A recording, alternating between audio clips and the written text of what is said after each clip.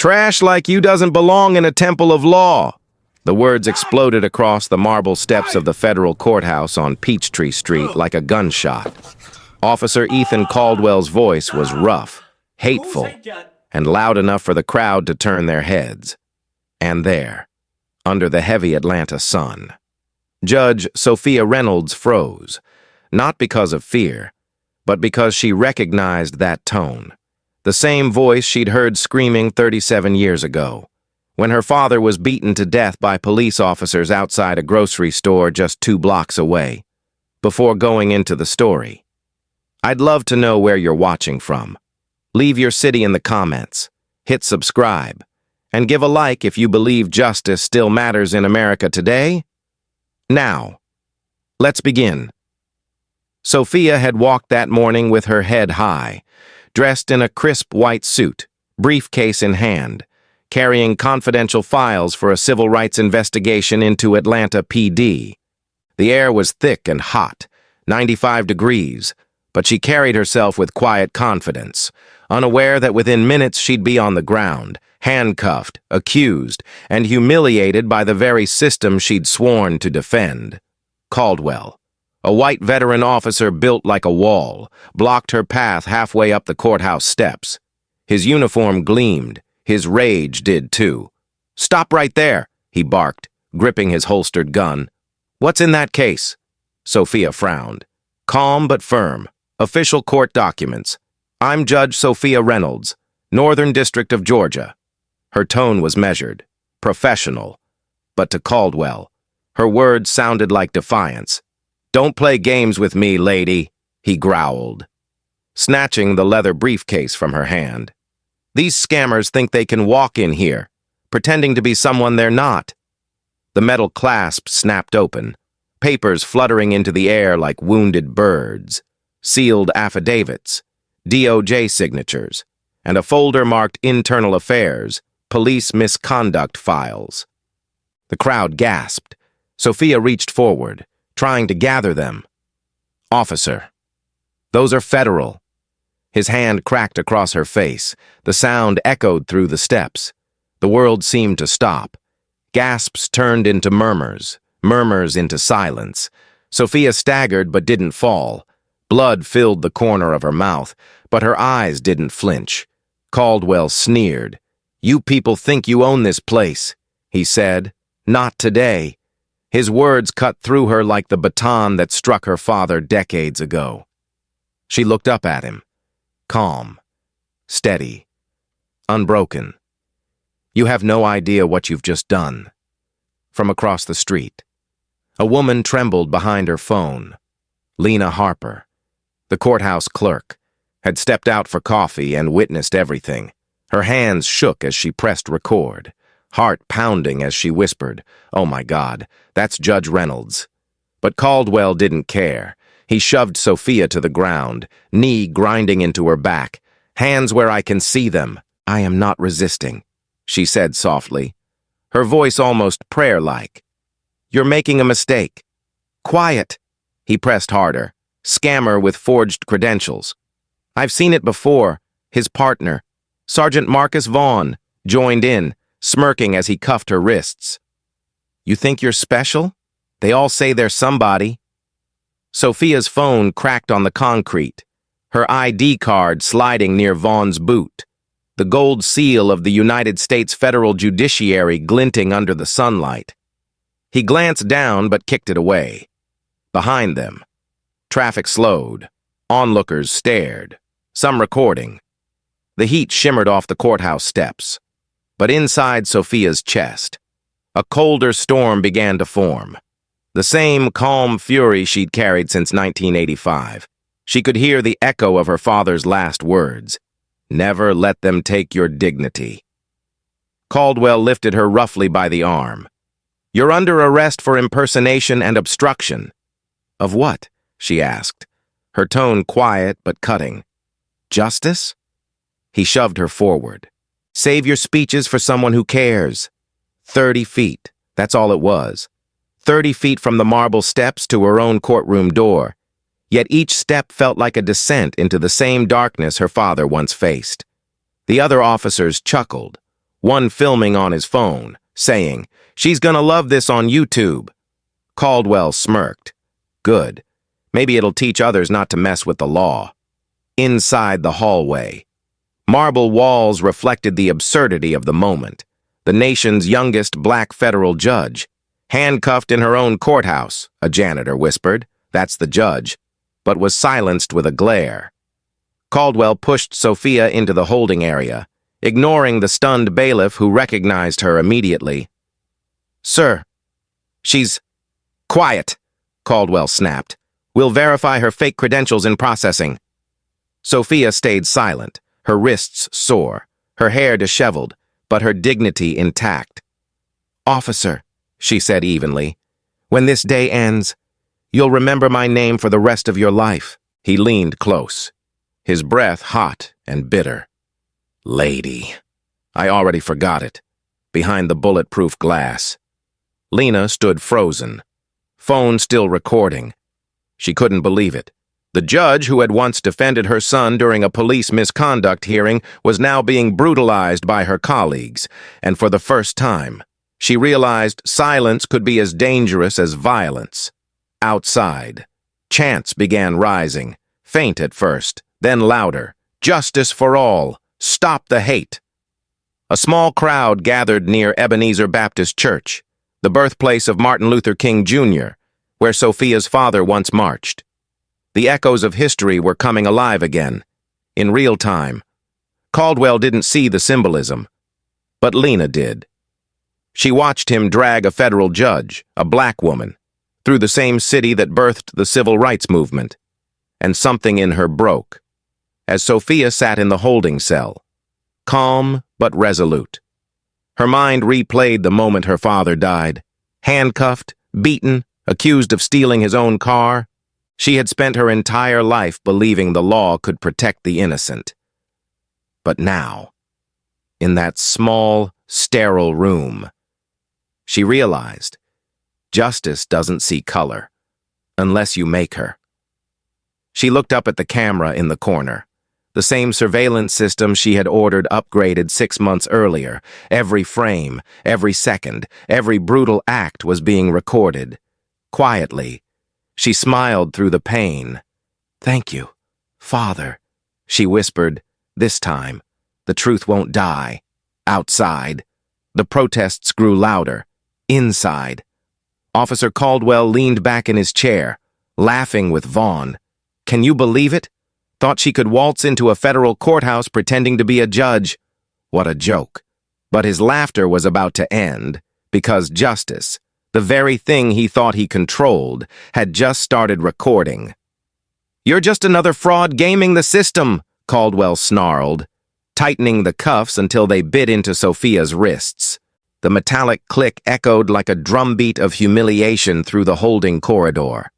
He pushed her into a narrow cell, the concrete walls glowing pale under the fluorescent lights. His tone carried both authority and old hatred, a hatred born from something deeper than prejudice alone. As the iron door shut, Sophia inhaled, steadying herself. This was not the first time a man like him had mistaken cruelty for control. Before she could even speak, Caldwell leaned against the bars, smirking. "You think that badge on your ID means something? You people always find a way to twist the system, don't you?" His partner, Sergeant Marcus Vaughn, laughed while typing on a tablet. "Fake credentials, fake name, fake case. Maybe she's part of that group hacking police files." Sophia watched them both, calm, her mind analyzing every word. "You're falsifying an arrest report," she said quietly. "And when the Department of Justice receives my call, this building will belong to the truth, not your anger." Vaughn looked up, mocking her tone. "Oh, the DOJ? You think anyone's going to believe a scammer who shows up dressed like that, carrying confidential folders?" He tossed a crumpled file onto the desk. "You're lucky we didn't shoot you." Sophia sat silently, eyes steady. Years of courtroom battles had taught her that silence often unsettled the guilty more than argument ever could. Caldwell paced in front of her cell, restless, wiping sweat from his forehead. It was 95 degrees outside, but the heat inside him came from somewhere darker. A decade-old wound. His brother, a corrections officer, had been killed in a prison riot back in 2010. The suspect responsible was black. From that moment on, every face that resembled that man became his enemy. But what he never realized was that his hate had transformed him into something worse than what he feared, the very face of injustice. Detective Ramon Ortiz walked in just then, clipboard in hand, Hispanic, early 40s, quiet, cautious. He had worked alongside Caldwell for years, seen his temper, his shortcuts, and the growing file of complaints buried by friends at the top. Ramon froze when he saw who sat behind the bars. His eyes widened. "Caldwell, that's Judge Reynolds." The room went still. Vaughn frowned. "You mean the federal one?" Caldwell scoffed. "Don't be stupid. You think a federal judge walks around here in a white suit with no security detail? Please, she's probably one of those activists pretending to be important." Ramon hesitated. He wanted to believe Caldwell, but something inside told him this wasn't right. He'd seen Sophia's face on courthouse screens before, always speaking about justice, fairness, and reform. Maybe you should verify before. Caldwell cut him off. Before what? She had classified files. She resisted. "It's done." In the corner of the hallway, Lena Harper stood half-hidden behind a vending machine, clutching her phone. Her heart pounded as she rewatched the footage she'd recorded. Caldwell striking Sophia, Vaughn kicking her ID, the laughter that followed. Her conscience screamed. Her own son was a rookie cop, and she feared what would happen if he fell under men like Caldwell. She whispered to herself, "I can't stay silent this time." She uploaded the footage to a private drive and pressed record again through a crack in the door. Caldwell's voice boomed from inside. "Get her fingerprints, then call the DA. Let's make sure this one sticks." Inside the cell, Sophia closed her eyes. Her wrists throbbed, but her mind was focused. She turned her left wrist slightly, revealing a slim silver watch, connected to an encrypted line. 2 clicks on the crown, and a red signal blinked twice. A secure alert was sent to the Department of Justice. It wasn't just a panic button. It was part of a new emergency protocol she had approved months earlier for federal officers under threat. Somewhere in Washington, a server logged the ping, Federal Judge Reynolds, distress code 417. Caldwell didn't notice. He was too busy rewriting the truth. "Let's make sure the report says she tried to flee." He told Vaughn, "Throw in that she shoved me first." Sophia opened her eyes. "You're lying under oath before it even begins," she said softly. "Do you know what that means?" "Officer Caldwell?" He smirked. "It means I'm doing my job." "No," she replied calmly. "It means you've just placed your career and your freedom in my hands." Caldwell slammed the table. "You think threats scare me? I've buried better people than you." His words were venom, but his hands trembled, deep down. Part of him feared what he didn't understand, a calm woman who met his hate with composure. Vaughn returned moments later. "Got it. Temporary Judge Bennett's in the courtroom. We'll process her there. She'll make a fine example." They dragged Sophia down the hallway, 30 feet to the courtroom that bore her nameplate, Judge Sophia Reynolds, Northern District of Georgia. Caldwell ripped it off the door, tossed it aside. Not anymore. He muttered. Lena followed quietly, still recording. Ramon trailed behind, his conscience gnawing at him. He whispered, "Ethan, maybe we should stop," Caldwell snapped. "You say one more word, Ortiz, and you're next, inside the courtroom." Sophia was seated at the defendant's table. The irony so deep it nearly broke the air. Vaughn began typing the incident summary into evidence logs. Caldwell rehearsed his lies. Lena's camera caught every frame. Sophia's pulse was steady. "You'll regret every word," she murmured. Caldwell sneered. "Regret? The only regret I have is not doing this sooner." But while he mocked, technology betrayed him. The courthouse's upgraded surveillance, installed under Sophia's reform order, was automatically backing up every camera angle to a DOJ cloud server. Every second of abuse, every racial slur, every falsified note was being preserved beyond his reach. And just as Vaughn hit delete on the footage from the steps, the system re-uploaded a backup within 45 seconds. An unbreakable loop Sophia had personally mandated after too many police tampering cases. Back in the hallway, Lena sent the video to an encrypted email. To DOJ Civil Rights Division. Urgent. Judge Sophia Reynolds attacked at courthouse. She hesitated before pressing send, whispering, "Please, let this be enough." Then she returned, pretending to file papers, her phone still recording in her pocket. Meanwhile, Ramon stood near the door, sweating. He remembered his own experiences, the jokes, the slurs, the times Caldwell called him Border Patrol during briefings.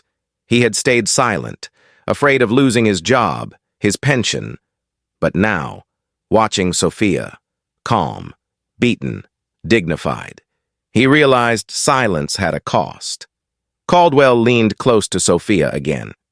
"When the cameras are off, lady, nobody cares what you say." She looked up at him, voice low and cold. "You're right. Nobody cares. Until the world's watching." At that moment, her phone, cracked but still active, buzzed faintly under the desk. The DOJ had received her signal. Within minutes, agents in D.C. began tracing the location, cross-referencing courthouse systems. Sophia met Caldwell's stare, unflinching. "You can lie all you want," she said, "but the truth is already awake." He laughed, hollow, mocking, then let her watch. But behind that bravado, a flicker of doubt crossed his eyes. The same fear he'd once seen in men on trial now lived in him. As the courtroom door shut, the faint sound of protests echoed outside. "Justice for Sophia!" a voice shouted from Peachtree Street. Caldwell looked annoyed. "What's that noise?" Vaughn shrugged. "Probably just more activists." Sophia exhaled slowly, the corners of her mouth lifting just slightly. "No," she said. "That's history repeating itself. And this time, it's being recorded.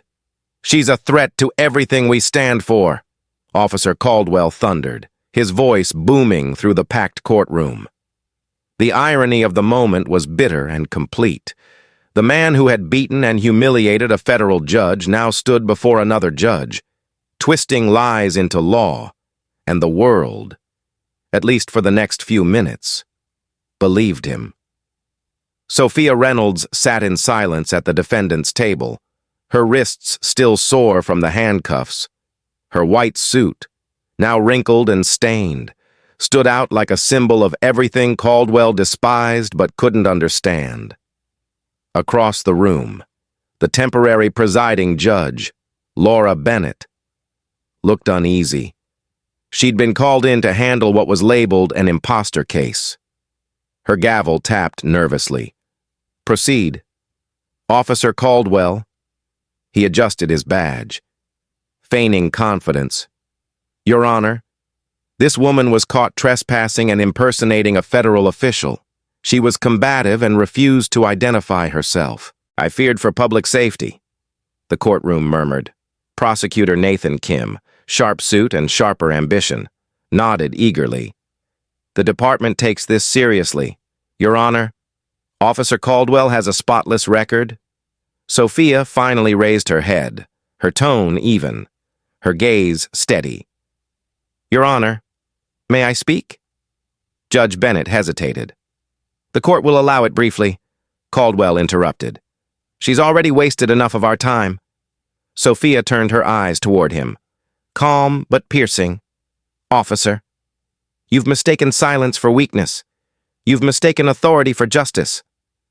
"And that," she said, pausing for effect, is why you're standing in front of me today, whether you realize it or not. The room went quiet. Caldwell clenched his jaw, fists tightening at his side. Vaughn smirked from behind him, whispering to another officer. She's good at acting. Sophia caught it. Not acting, she said softly. Remembering. Judge Bennett leaned forward. Miss Reynolds, please clarify your identity. Sophia opened her mouth to respond, but Caldwell cut in again. Don't fall for it. Judge, she's got fake credentials, fake everything. We've seen this scam before. His voice carried conviction, but his eyes flickered with something else. Fear. In the back row. Lena Harper sat among the spectators, clutching her phone inside her purse. Her recording of the assault was ready to send, but she hesitated. If she exposed this now, her son, Officer Harper, a rookie under Caldwell's unit, could lose his career. Yet her conscience pressed harder. Do the right thing, she whispered to herself. Next to her, Detective Ramon Ortiz leaned against the wall, arms folded, expression conflicted. He had received Lena's message minutes earlier. I have the video. It shows everything. His pulse quickened. He'd been silent for too long. Meanwhile, Prosecutor Kim stepped forward, eager to impress the department brass. Your Honor, we can provide written reports from both Officer Caldwell and Sergeant Vaughn detailing the suspect's resistance. Both officers confirmed the same behavior. He handed over documents, typed lies, neatly printed on department letterhead. Sophia looked at them briefly, then smiled faintly. You've all been busy this morning. Judge Bennett frowned. Ms. Reynolds, do you have any proof of your claimed position? Not with me, Sophia replied, because the proof is sitting in this very courthouse, 30 feet away from where I was arrested. My chambers, my bench, my gavel, my nameplate, which Officer Caldwell removed. A ripple of whispers filled the room. Bennett's eyes narrowed. Officer Caldwell, is this true? Caldwell stiffened. We found an office. Yes, but we're still verifying ownership. Sophia leaned forward. Check the digital security logs. My entry card, number 7214A, was scanned at 9:07 a.m. this morning, minutes before your officer assaulted me outside. Judge Bennett glanced toward the clerk. Can that be confirmed? The clerk began typing rapidly. Caldwell's face hardened. Don't waste time on her lies, he barked. She hacked the system. His voice cracked with desperation. Sophia studied him. You're trembling. Officer, is that guilt or fear? Judge Bennett lifted a hand. Enough. We'll review the log shortly. She turned to Sophia. Until then, you remain in custody. Sophia bowed her head, whispering to herself. So be it. But inside, she knew the walls were closing in, on Caldwell, not on her. Back in the hallway, Lena whispered to Ramon. I sent you the file. You need to show it to someone who will listen. Ramon's hand trembled as he downloaded the footage. He watched Caldwell slap Sophia, heard the racist insult, saw the smirk. His stomach turned, for years. He had ignored Caldwell's behavior, the slurs, the unnecessary force, the quiet cover-ups. But now it was different. This wasn't just misconduct. This was madness paraded as law. If I speak up, he muttered, I lose everything. Lena looked him dead in the eye. And if you don't, we all lose more. Inside the courtroom, Caldwell's temper was unraveling. She's dangerous, he shouted. These people think they can do whatever they want. Judge Bennett slammed the gavel. Officer Caldwell, control yourself. The sudden silence was deafening. Sophia slowly rose from her seat. Your Honor, she said calmly, if I may, I'd like to cite precedent. Terry v. Ohio, 1968. Probable cause must be based on specific facts, not assumptions rooted in bias or personal hatred. The judge stared at her. You're quoting constitutional law? Sophia smiled slightly. It's kind of my job. Caldwell's hand twitched. He pulled out his phone, texting rapidly. Delete footage. Now. Across town. Sergeant Vaughn received the message and began accessing the courthouse servers. But Sophia had already ensured that all surveillance data auto-backed up to DOJ cloud storage every 45 seconds. His deletion attempt triggered an alert instead. A quiet notification pinged in D.C., flagged for immediate review. Unauthorized access attempt. Federal Courthouse, Atlanta. Sophia caught Caldwell glancing at his phone, trying to erase something. Officer? She asked softly. His jaw tightened. Mind your own business. Oh, but this is my business, she replied. And soon, it'll be the nation's outside. Faint chants began to echo again, this time louder. Justice for Sophia! Justice for Sophia! Reporters were gathering. The news had spread faster than Caldwell's lies. Lena's video had leaked anonymously to one social media account that morning, and within 20 minutes, it had been shared thousands of times. Caldwell hadn't realized yet. He was still living in the illusion that authority made him untouchable. Judge Bennett leaned toward the clerk. What does the log say? The clerk hesitated, reading the screen. Your Honor, it confirms entry by Judge Sophia Reynolds at 9:07 a.m. The courtroom erupted in gasps. Caldwell's face drained of color. That's impossible! It's a glitch! He stammered. Sophia didn't move. She simply looked at him and said, The only glitch here is the one wearing a badge. Prosecutor Kim looked between them, his confidence collapsing. Your Honor, perhaps we should take a recess, he muttered. Judge Bennett nodded slowly. Court will reconvene in 20 minutes. Officer Caldwell, you and Sergeant Vaughn are not to leave the premises. Her tone carried quiet authority, the kind that foreshadows storms. As the gavel struck, Caldwell's mind spiraled. His hands trembled, sweat rolled down his temples. He thought of his brother, of the rage he'd carried for years, and for the first time, he saw where it had led him. What if she really is who she says she is? The thought hit like a blow. He turned toward Vaughn. Delete everything. Now. He hissed, but Vaughn hesitated.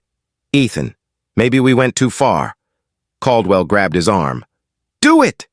Meanwhile, Lena and Ramon exchanged a silent glance. The truth was ready. The system was awake. And as Sophia walked calmly toward her holding room, escorted by the same men who had humiliated her, she whispered, almost to herself, The law isn't blind. It's just waiting to open its eyes. Outside. The crowd's voices rose higher, merging into a single echo through the Atlanta heat. Justice for Sophia. You don't know who you're dealing with. Those were the last words Ethan Caldwell had shouted at Sophia hours earlier on the courthouse steps. But now, as the truth began to close around him like iron bars, that sentence came back to haunt him. Judge Laura Bennett had called for recess, but the tension in the building hadn't broken. It had only thickened. Sophia sat in the holding area, wrists still marked from the cuffs, her face calm, her mind precise. Every breath she took carried purpose. She had once said that justice, when silent, gathers its strength before it speaks, and now, that moment had come. Outside, chants rumbled from the street, hundreds of voices rising through the Atlanta heat. Justice for Sophia! Justice for Sophia! Reporters clustered near the steps. Lena Harper watched from a window, phone clutched in her trembling hands, as the footage she'd leaked spread across the country. Within an hour, the video had hit 1 million views, every frame clear, every blow undeniable. Down the hall, Caldwell sat in the officer's lounge, sweat dripping down his temple, rage and fear tangled inside him. It's fake, he muttered. It's gotta be fake. Sergeant Vaughn tried to reassure him, but even he looked pale. You sure that woman isn't who she says she is? Caldwell slammed his fist on the table. I don't care who she is. I'm not losing my badge over some. He stopped, but the venom was already in the air. Ramon Ortiz, standing quietly in the doorway, finally spoke. Over some what? Ethan? Caldwell froze. Don't start with me. Ortiz. Ramon stepped closer, his voice steady but cold. No, I'm done staying quiet. You went too far this time, Caldwell sneered. You think anyone will believe you over me? Maybe not me, Ramon said, but they'll believe the video. The one that's already online? Caldwell's face turned ashen. What video? Ramon tossed his phone onto the table, screen glowing with the clip. Caldwell's hand striking Sophia. His words clear. Trash like you doesn't belong in a temple of law. Vaughn's jaw dropped. How? How did this get out? Ramon replied. Maybe justice finally found Wi-Fi. Caldwell lunged forward, grabbing Ramon by the collar. You leaked that? No, Ramon said, eyes locked on his. But I wish I had. Caldwell shoved him back, breathing hard. You don't understand what she's done to me. She didn't do this. Ethan, Ramon said softly. You did. Meanwhile, Lena hurried toward the holding area, her nerves shaking but her purpose clear. She found bailiff Jamal Torres, the one man she knew would help. You have to listen, she whispered, showing her phone. This footage proves everything. She's not the criminal, she's the judge. Jamal's eyes widened. Judge Reynolds? Oh my God. He bolted down the hall, unlocking the holding room. Sophia looked up as he entered, expression calm but knowing. You saw it, didn't you? He nodded. Yes. Ma'am, it's everywhere. Good, she said quietly. Then let's finish this. He handed her the black gold-trimmed judicial robe folded neatly in his arms. I thought you might want this. Sophia took it, running her fingers along the edge. I've worn this robe through every case, every verdict, every injustice. It's not just fabric. It's a promise. She stood, straightening her shoulders, blood drying on her cheek, when she slipped the robe over her white suit. The transformation was almost biblical. The wounded woman replaced by the embodiment of law itself.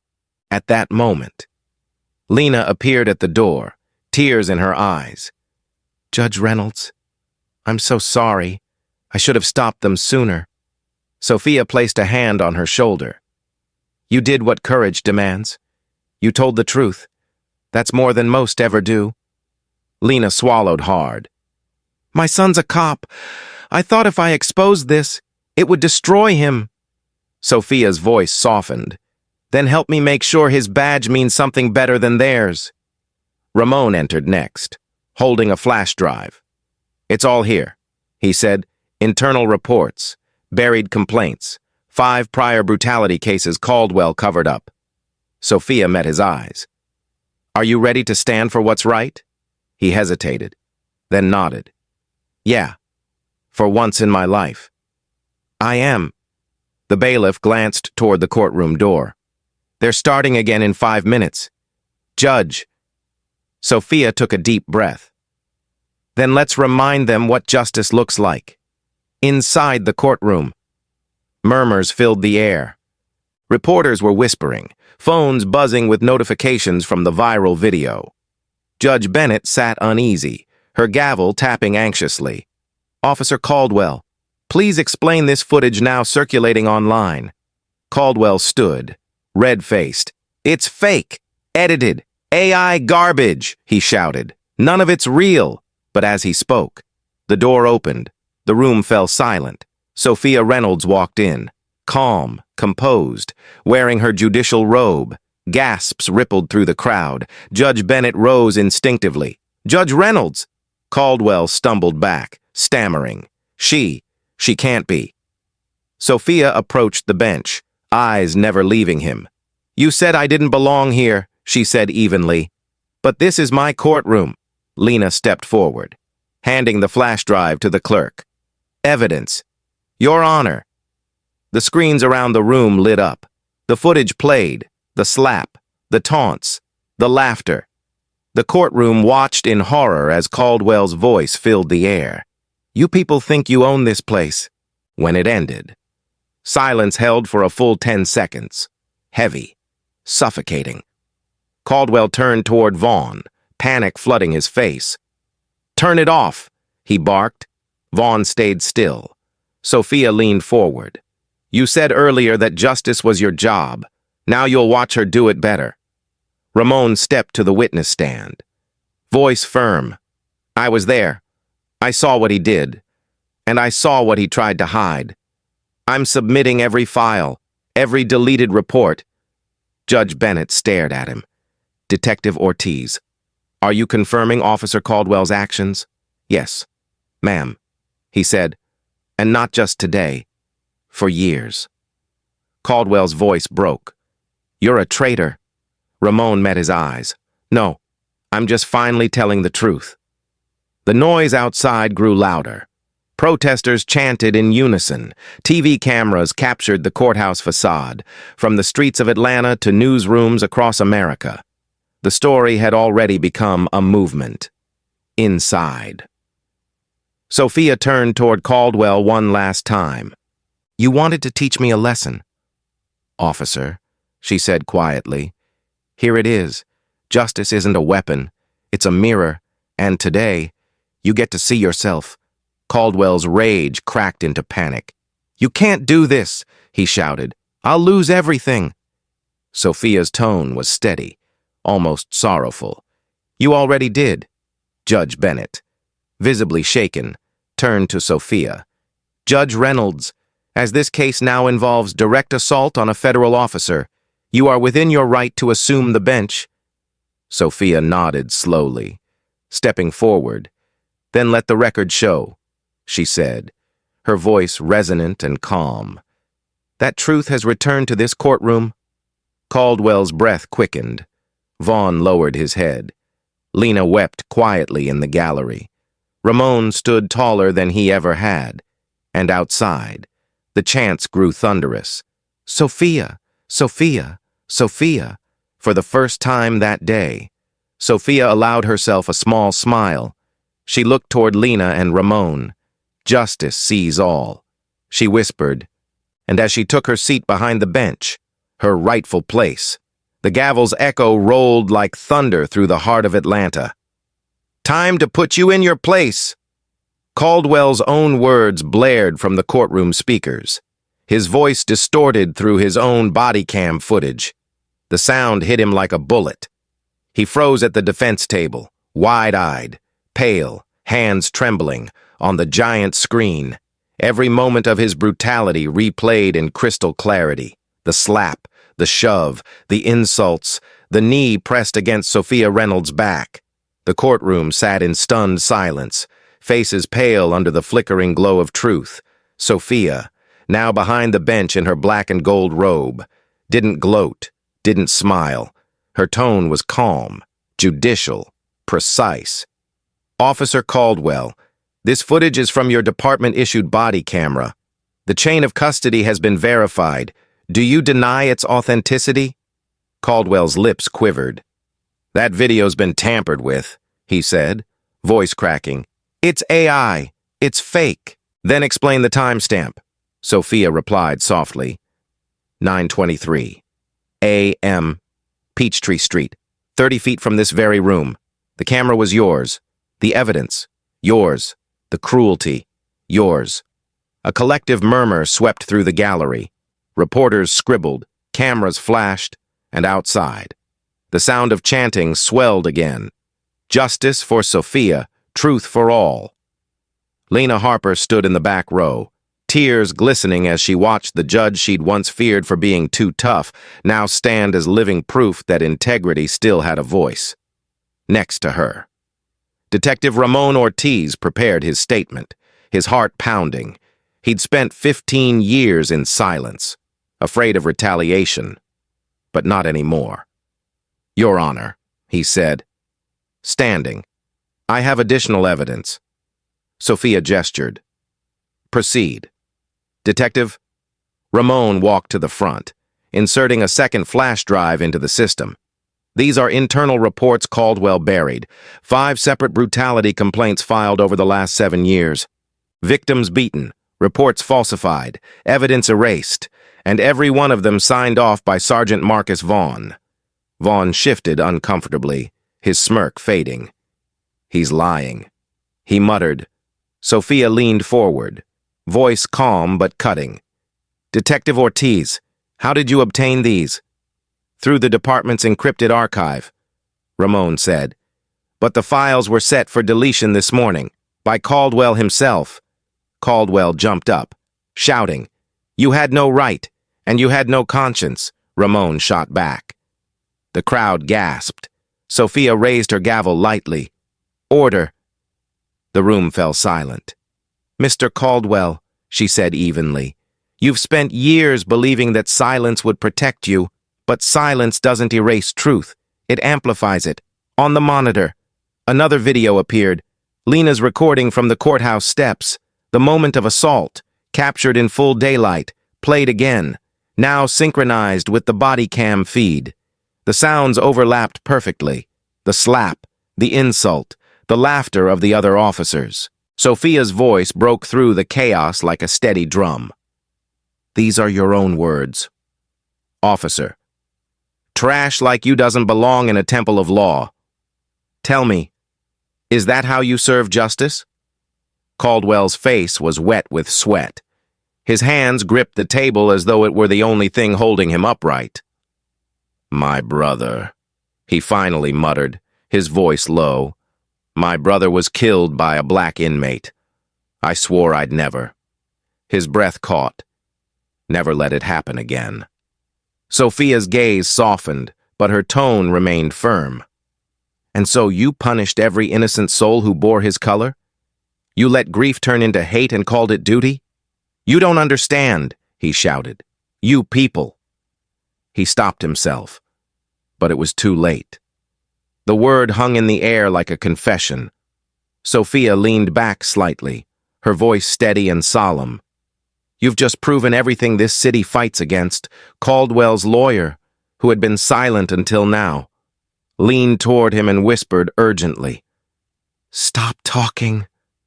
But it was over. The truth had already escaped, and it was louder than any defense. Sophia turned to the jury box, where visiting attorneys and observers sat frozen. This court doesn't seek revenge, she said. It seeks truth, and truth has no color. Outside, thousands now filled Peachtree Street. Drone footage broadcast the chants live across the nation. Justice for Sophia, end police hate, no one above the law. The courthouse steps, once a scene of humiliation, had become a monument of reckoning. Inside. Prosecutor Nathan Kim rose slowly, face pale. Your Honor, I must withdraw my prior support for Officer Caldwell's testimony. The evidence speaks for itself. Sophia studied him quietly. Do you admit the prosecution failed its duty? Kim nodded, shame flooding his face. Yes. Your Honor, I was wrong. His voice cracked. I believed the system would never lie to me. I see now. It lies all the time. Sophia nodded once. Redemption begins with truth. She turned to Lena. Miss Harper, please approach. Lena stepped forward hesitantly. Your Honor, for your courage in recording and exposing this crime. This court acknowledges your integrity. You risked your safety and career for justice. That will not be forgotten. Lena's voice trembled. I just did what was right. That, Sophia said softly, is exactly what justice requires. Suddenly, a commotion erupted in the hallway.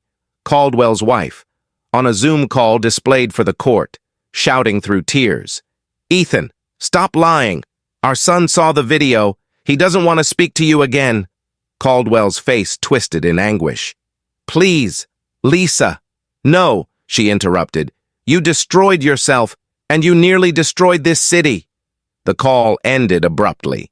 Caldwell slumped, whispering, I didn't mean to lose everything. Sophia looked at him, not with vengeance, but with gravity. When a man builds his life on hate, everything he touches crumbles. You didn't lose it. Officer, you broke it.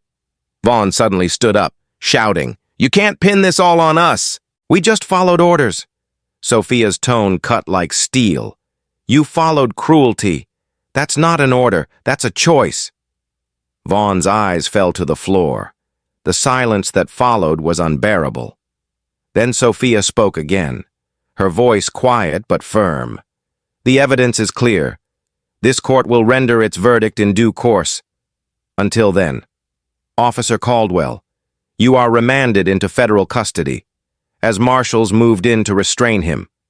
Caldwell looked up at her one last time.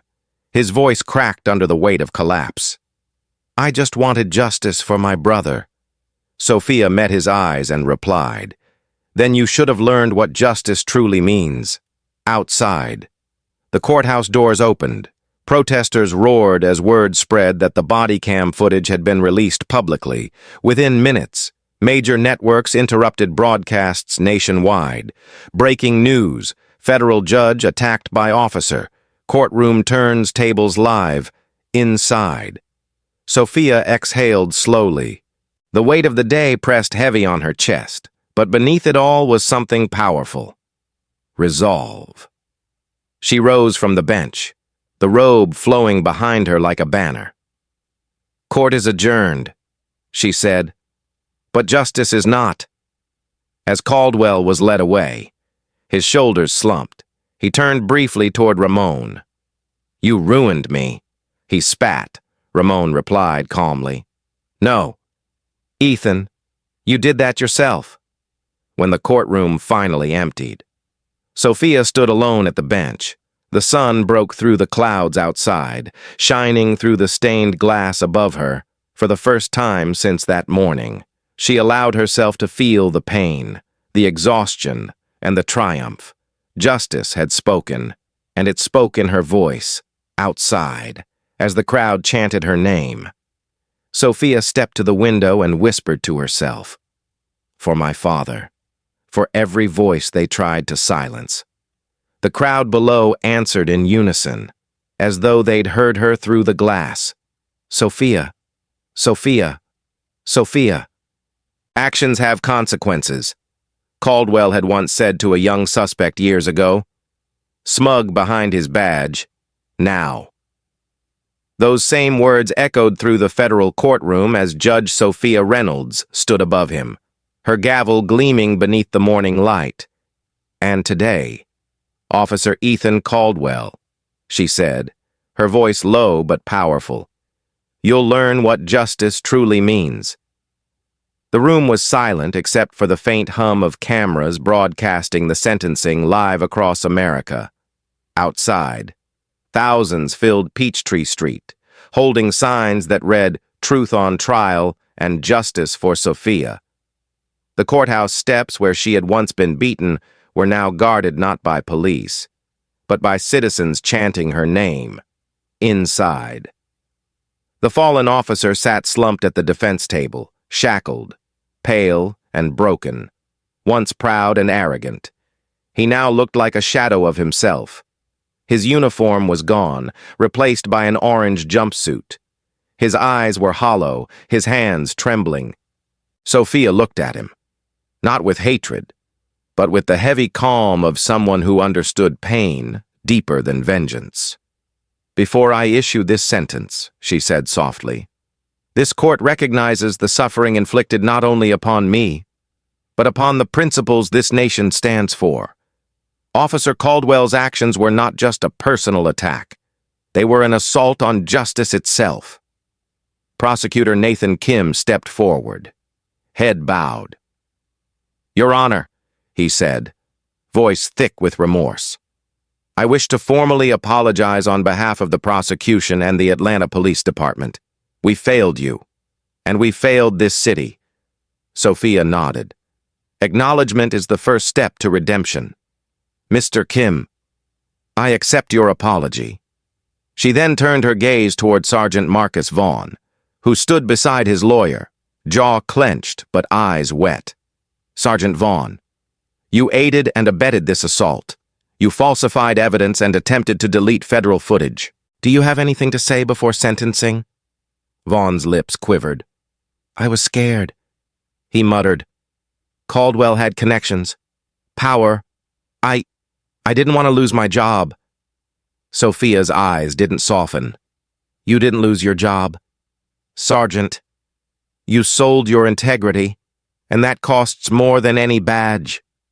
She lifted the gavel slowly, her tone steady and resonant. Ethan Caldwell, for assaulting a federal judge, falsifying evidence, and depriving a citizen of constitutional rights under color of law. This court sentences you to 45 years in federal prison, without the possibility of parole. The sound of the gavel striking wood thundered like justice itself. Gasps filled the room. Caldwell's head dropped into his hands as tears slid down his face. Vaughn's sentence followed. 25 years for aiding in the crime. His wife sobbed quietly from the gallery. Sophia continued, her words deliberate and clear, meant for every ear listening across America. You wore the badge meant to protect. You turned it into a weapon. But the law, Mr. Caldwell, is not blind to cruelty. It only waits for courage to bring it light. She paused, glancing toward Lena Harper and Detective Ramon Ortiz, seated together near the front row. This city owes its gratitude to those who chose conscience over comfort. Ms. Harper risked her safety to expose the truth. Detective Ortiz risked his career to testify. This court commends their courage. May their example remind others that justice often depends on ordinary people doing extraordinary things. Outside. The roar of the crowd echoed through the marble halls. Reporters shouted updates into microphones. Breaking. Officer Caldwell sentenced to 45 years. A banner scrolled across national television. Atlanta judge turns the gavel on police brutality. Inside. Sophia maintained her composure. But when Caldwell lifted his head again, his voice trembled. Judge Reynolds. I'm sorry. He wiped his eyes. His voice raw. My brother's death made me hate the wrong people. I thought I was defending the law. I see now. I was just breaking it. The courtroom was still. Sophia looked at him for a long moment. Remorse cannot undo what's been done, she said quietly. But it can be the beginning of change. If you let it. He nodded, tears falling freely. Can you forgive me? The question hung heavy in the air. She didn't answer right away. Then, finally, she said, forgiveness is not mine to give. Officer, it belongs to the truth. But I hope one day you'll find a way to face it, as the marshals escorted him out. Caldwell turned one last time toward his teenage son seated in the back. Eli, he whispered. But the boy stood, eyes red, shaking his head. You're no dad of mine, he said before walking out. Caldwell collapsed into the officer's grip, sobbing. The nation watched the scene unfold. The man who had once symbolized unchecked power now reduced to human wreckage before the very woman he had wronged. Sophia looked around the courtroom. The same walls that had witnessed her humiliation now bore witness to justice fulfilled. Let this verdict serve as a warning, she said firmly, to every officer, every authority, every person who believes the badge grants immunity. It does not. The badge is a promise, not a privilege. From the gallery, Lena whispered to Ramon. She's changed everything. Ramon nodded, eyes glistening. No, he said softly. She reminded us what justice was supposed to be. As Sophia rose from the bench, the entire courtroom stood with her. Even Judge Bennett, who had once doubted her identity, wiped away tears and joined in applause. The sound grew louder, blending with the chants outside. Justice for Sophia, justice for all. The marble walls seemed to vibrate with it. Later that afternoon, as the sentence made national headlines, Chief Judge Elena Vasquez addressed the press. "Effective immediately," she announced. "The Department of Justice will begin oversight of the Atlanta Police Department. Every officer will undergo retraining under new civil rights guidelines led by Judge Reynolds herself." The crowd erupted in cheers. For the first time in years, hope felt real. By evening, Sophia stood alone on the courthouse steps, the same steps where she had been dragged and beaten. The sun dipped low over the skyline, painting the stone in gold. Cameras clicked, but she wasn't posing for them. She was reflecting. A gust of warm wind swept through the square. Carrying chants from the distance, she whispered to herself, "For my father, for everyone who couldn't stand here today."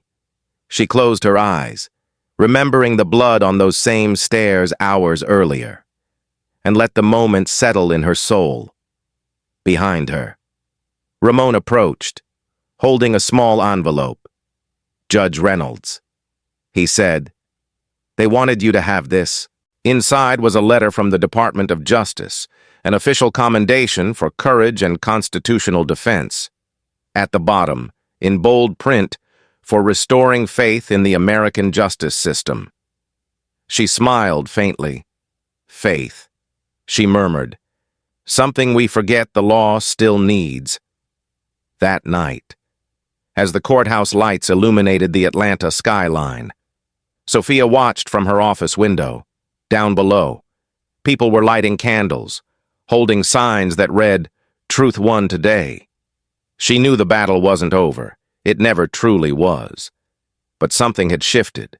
The city had woken up, and when the last chant faded into the night, Sophia whispered the same words she had spoken the day she became a judge. "Justice is blind, but she sees all. The system will protect us," Caldwell had once said in arrogance, a phrase that now echoed like a ghost through time. 8 months had passed since that day on Peachtree Street, the day a woman in a white suit and calm eyes dismantled decades of silent cruelty with nothing but truth and faith. Atlanta had changed since then. The courthouse where Sophia Reynolds was beaten had been renamed the Reynolds Federal Courthouse, its marble steps restored, polished, and lined with flowers placed weekly by citizens who once marched for her. A bronze plaque gleamed under the Georgia sun. "Justice is blind, but she sees all." The dedication ceremony drew thousands. Civil rights leaders, mayors, clergy, and officers stood together. Reporters called it the rebirth of Atlanta justice. But for Sophia, it was never about fame. It was about promise. As she stepped up to the podium that morning, the same place she had once been humiliated, the crowd fell silent. Cameras panned in. Her robe shimmered faintly in the sunlight, black trimmed with gold, symbolizing the endurance of dignity through pain. "8 months ago," she began, her voice steady but warm, "I stood here, not as a symbol, but as a woman broken, bleeding, and accused. Today, I stand here healed, not because time erased the pain, but because truth rebuilt what hatred tried to destroy." The audience applauded softly, some wiping away tears. Behind her stood Lena Harper, now an advisor for judicial integrity, and Detective Ramon Ortiz, newly promoted to lieutenant, wearing his badge with pride. "Our system did not fall that day," Sophia continued. "It was reminded that justice belongs to no one and serves everyone." After the ceremony, reporters swarmed with questions about reforms. Sophia explained calmly that the Department of Justice had placed Atlanta PD under full federal oversight for 5 years. Officers now wore body cameras connected to a cloud server Sophia herself helped design. Footage backed up every 30 seconds to prevent tampering. Complaints of misconduct had dropped 60% citywide. Officers were retrained, not in power, but in empathy. "Accountability," she said, "isn't punishment. It's protection for those who serve honorably." And remarkably, many officers thanked her for it. Inside the courthouse, her chambers had been refurbished, not opulent, but peaceful. On the wall hung 2 photographs, one of her father, smiling in a 1980s barbershop apron, the other of the courthouse steps from that infamous day. Framed beneath a single word in gold lettering, resilience, every morning before hearings. She would glance at both, a reminder of where pain ends and purpose begins. But not all endings were easy. Ethan Caldwell's story had continued too, in a quiet federal prison outside Montgomery. He served his time in near isolation. His wife had divorced him. His son had refused visits. The man who once barked orders now sat silently in the chapel most days, writing letters that never got replies. One of those letters, however, did reach its destination, addressed to Judge Reynolds. When it arrived, Sophia hesitated before opening it. Inside was a short, trembling message. "You were right. Hate blinded me. I hope one day my son will see what I finally see now. That justice was never my enemy. It was my mirror. I'm sorry." There was no signature, only his inmate number. Weeks later, she received notice that Caldwell had died in custody.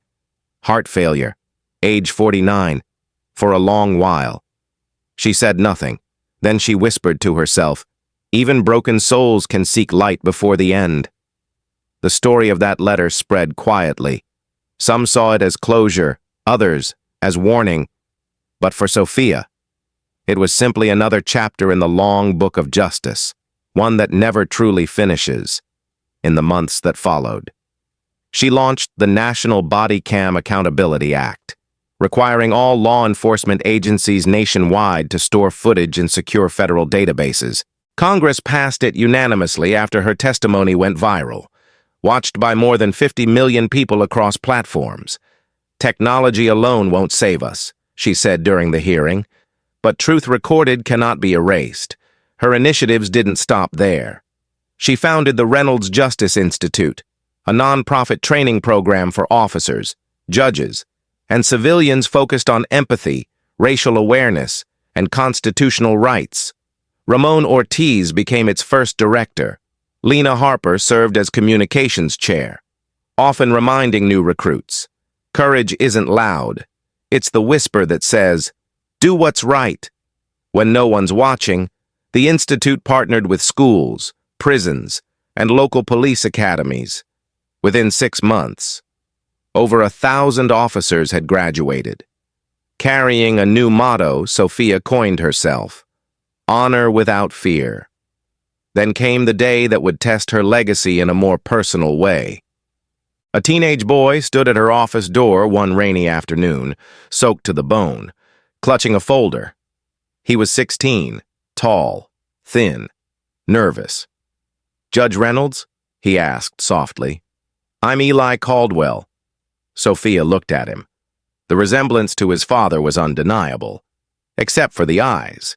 His eyes carried pain, not hate. She invited him in. "I'm not here to defend what he did," he said quickly. "I just wanted to know if you hate him." Sophia shook her head slowly. "No. Hate is what killed your father long before prison did. I don't hate him. I pity what hate made him forget." Eli's eyes filled with tears. He always said the system ruined him. Sophia paused, then opened a drawer and handed him a small wooden box. Inside was a miniature gavel carved from oak. "Your father's actions hurt many," she said gently. "But you are not him. Break the cycle. Eli, build something better." He looked at the gavel, trembling. "For what?" "For truth," she said, "even when it costs you." When he left, she sat in silence for a long while, listening to the rain against the courthouse windows. Justice, she thought, was never about winning. It was about healing a nation that forgets too easily. Outside, Atlanta's skyline shimmered against the dusk, brighter than it had in years. By late evening, Sophia returned to the steps of the courthouse, her courthouse. A memorial vigil was taking place. Candles flickered in neat rows, each representing someone wronged but not forgotten. Ramon stood nearby, Lena beside him, both smiling as they saw her approach. "You did it," Lena whispered. Sophia shook her head. "We did it, and the work's just begun." A nearby reporter asked for a closing statement for the record. Sophia looked into the camera, her expression calm but resolute. "Justice isn't a moment," she said. "It's a movement, and it doesn't belong to me. It belongs to every person who stands up, records the truth, and refuses to look away." The crowd cheered softly, respectful and reverent. Fireflies danced in the warm Atlanta night as Sophia descended the steps, her hand brushing the plaque one last time, for a moment. She thought of her father, his voice, his laughter, his final words. "Never let them take your dignity." She smiled through tears. "I didn't. Daddy," she whispered, "I never did." The night closed over the city like a curtain, but its light, the light of truth, stayed burning in every window, every heart, every whispered promise that the badge of justice would forever mean honor, not fear, and somewhere above. In the quiet hum of the courthouse clock, it was as if time itself paused to listen to her final words echo through Atlanta's soul. Justice is blind, but she sees all. Thank you for watching. If you believe in truth and justice, please like, subscribe, and share this story. Comment where you're watching from. And remember, justice always finds the light.